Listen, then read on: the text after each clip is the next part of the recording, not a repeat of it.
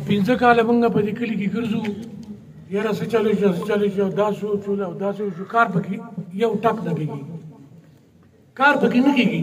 خو چې پنځه کاله تېر شي او دا موقع راشي نو موږ را بیدار شو ټول. نن چې څومره خلک راغلي دي، که چېرې دی وایي چې یاره او دا کلی دا کوو که نه، زه په پاټای کې نه یم. پارټي زما پرېکړې ده د مسلم لیګو کې ومه، تاسو ته ټولو ته پته ده، اماراتو کې صدر پاتې شوی، ما پرېښودل، ما توره او سپینه جنډه لګولې دي، توره خفګان دی او سپینه چې کوم دی دا امن دی چې ځان له څه کوله چې ما کو بل ته وینا نه کوم.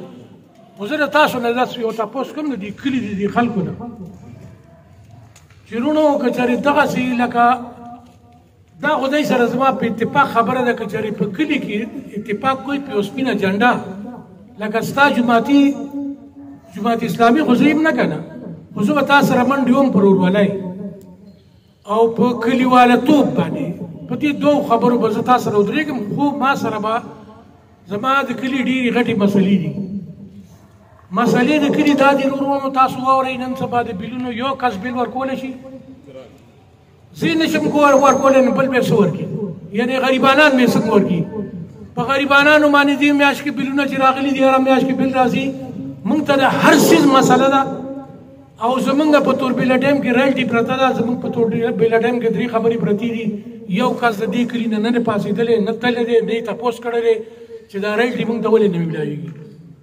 موږ له داسې یو ذمېدار کس پکار دی چې موږ سره خبره وکړي چې بهي په دا رایلټي چې زمونږ کومه پرته ده د عثمان په سطح باندې، دا دې زمونږ له یا دې بیلونو کې تقسیم کړي یا دې موږ له دا شی راکوي. ولې دا زمونږ حق دی. څنګه چې موږ نه حکومت بیل اخلي نو دا بیل موږ باندې هغه ولې راولي؟ اول خو په موږ باندې دا بیل موږ متاثرین توربېله ډیم یو. ها د بروتي پیسې تاسو لیکلي کړي دي چې دا روډونه پرې جوړېدل، ما ته وښایئ چې هغه پیسې څه شلې، هغه بند شوې. مینه یو کس نه دی پاڅېدلی چې لاړ چې بهي دا ولې بند کړي، دا پیسې څه شلې. نو دا ستا ته صرف د کلي رایلټي میلاوېږي، نه په بجلو کې څوک تپوس کوي، نه په دغه کې تپوس کوي. نو